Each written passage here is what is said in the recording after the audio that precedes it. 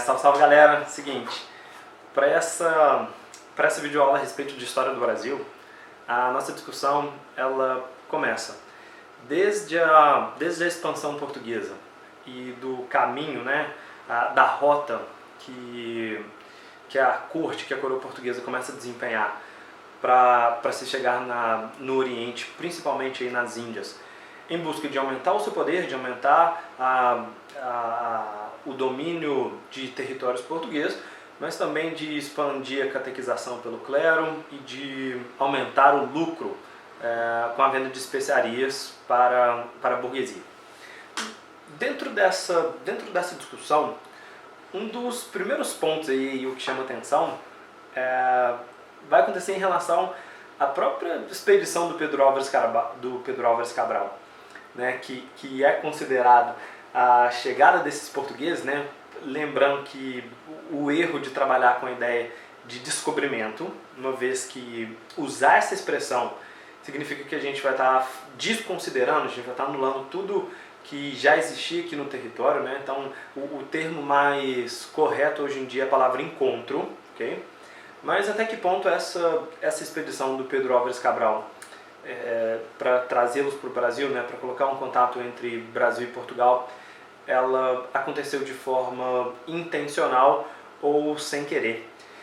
E isso é uma discussão que até hoje os historiadores eles não têm uma resposta correta, né? Ou seja, existe aí evidências que levam a gente a acreditar que ela tenha ocorrido de forma proposital, principalmente porque os espanhóis já tinham chegado no continente americano antes, já tinham apresentado indícios dessas novas terras, e a divisão do mundo aí, realizada pelo Tratado de Tordesilhas, né, o acordo entre Portugal e Espanha, coloca uma parte desse território sobre o domínio dos portugueses. Então, se começa a demorar tempo demais para chegar nessas novas terras, corre o risco de cedê-las para o grande império espanhol, que já está começando a se movimentar para colonizar esse território. Então, os documentos oficiais eles não trazem informação da expedição de Cabral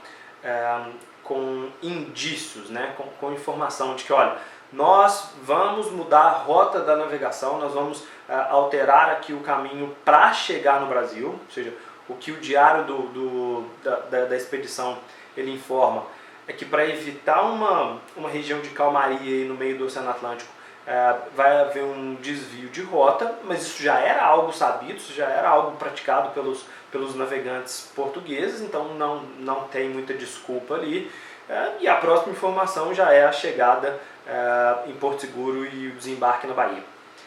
Para ficar claro, eu preciso que vocês se recordem, preciso que vocês lembrem que já existem sociedades, já existem grupos de habitantes aqui no Brasil, e que nesse caso trabalhar com indígena não é algo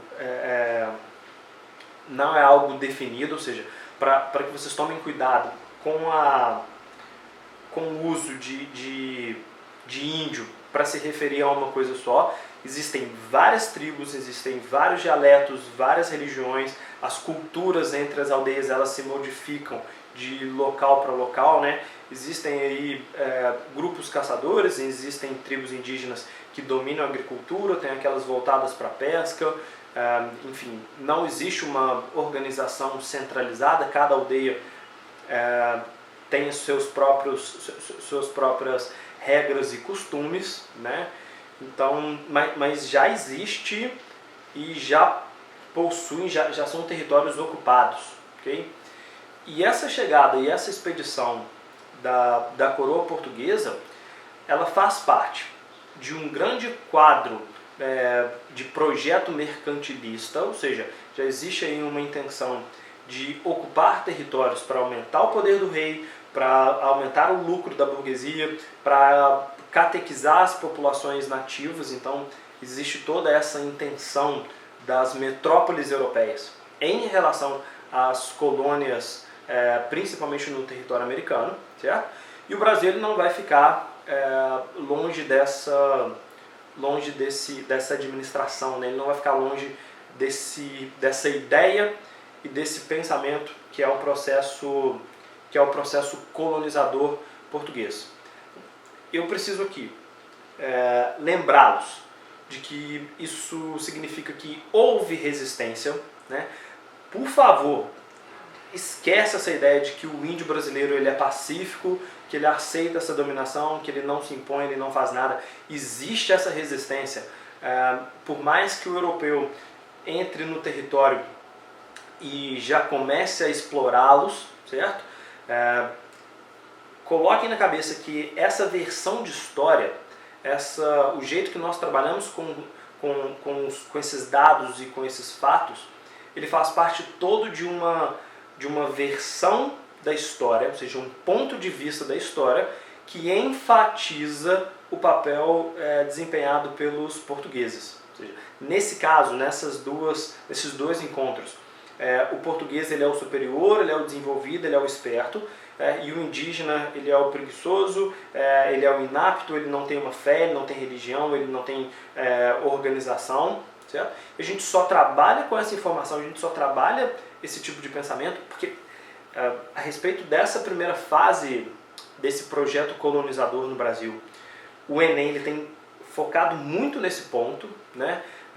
Até onde a ideia de se criar uma dominação ela está perpetuando, né? Ela está passando adiante um ponto de vista que desvaloriza essas tribos indígenas, ela coloca como a única religião verdadeira sendo a religião dos portugueses, a única forma possível de ocupar um território é o pensamento colonial português, ou seja, tudo que os indígenas e tudo que os nativos da terra fazem, ele é considerado errado, ele é considerado menos desenvolvido ou apto a serem dominados. Então isso é a discussão, certo?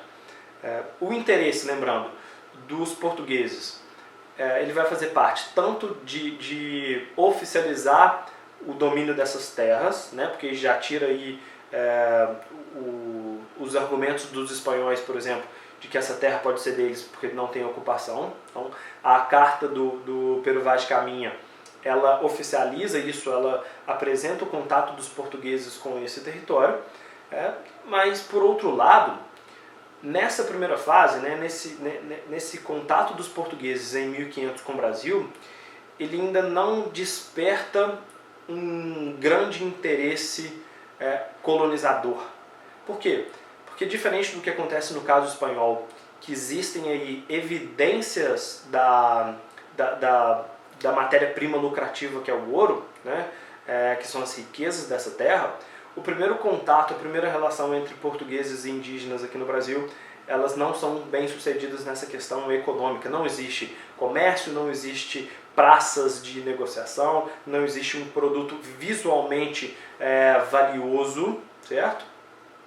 Então o interesse português ele vai ser transferido todo para o Oriente, porque lá as especiarias elas ainda são altamente lucrativas e todo o foco, toda a atenção portuguesa ela vai ficar nessa região, enquanto as expedições para o Brasil elas vão demorar a engrenar, elas vão demorar a se efetivarem, certo?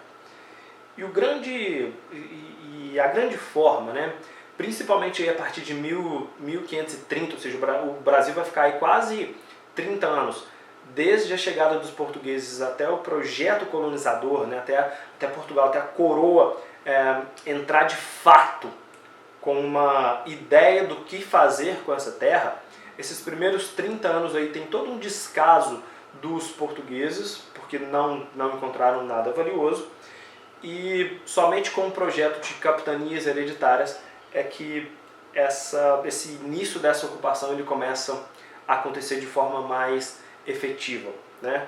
Já existe o pau-brasil. O pau-brasil ele é um produto de estanque régio, ou seja, ele é de monopólio da coroa, exclusivo, certo? A extração e comercialização e o lucro da venda dessa madeira encontrada aqui no Brasil, ela vai ficar sobre domínio da coroa portuguesa, ou seja, isso não é transferido para para burgueses ou para nobres que tentam enriquecer com isso, né? Isso é um produto real, produto da coroa.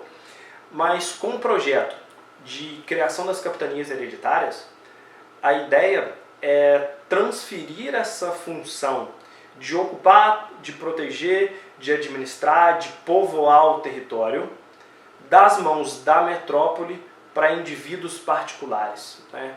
Isso daí é um projeto que os próprios espanhóis também tentaram aplicar nas suas colônias, mas isso era um pensamento, existia uma ideia aí da coroa portuguesa de que transferindo esses serviços a colonização ela fica mais barata, né?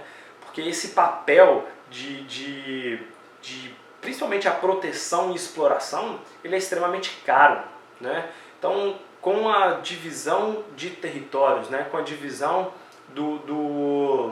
da colônia brasileira em faixas de terras e a transferência dela para os capitães donatários, né, as pessoas que vão adquirir esse território, Portugal, a coroa, se isenta dessa obrigação, ao mesmo tempo que ela consegue povoar, ocupar e administrar, e ela tem aí nos acordos comerciais, né, ou seja, caso algum donatário encontre algo extremamente valioso, a coroa ela fica aí com uma porcentagem desses lucros, né? Ou seja, se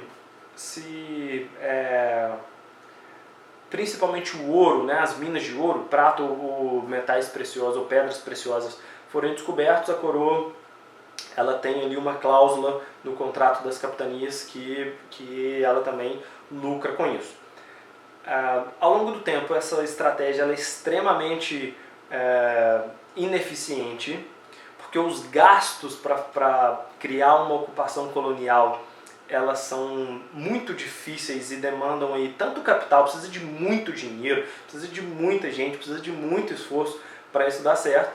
E colocando isso na mão de indivíduos que não têm todo esse recurso, né, que não têm a força econômica e o poder de aplicar essa situação toda que o Estado tem, né, que um governo geral tem, o projeto de capitanias hereditárias ele não é bem sucedido. Somente duas capitanias conseguem se manter, a de Pernambuco e a de São Vicente, que é a região de São Paulo no sudeste, principalmente porque vão criar condições econômicas para se fortalecerem.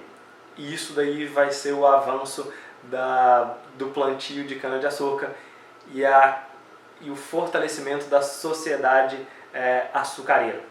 Próximo assunto, beleza?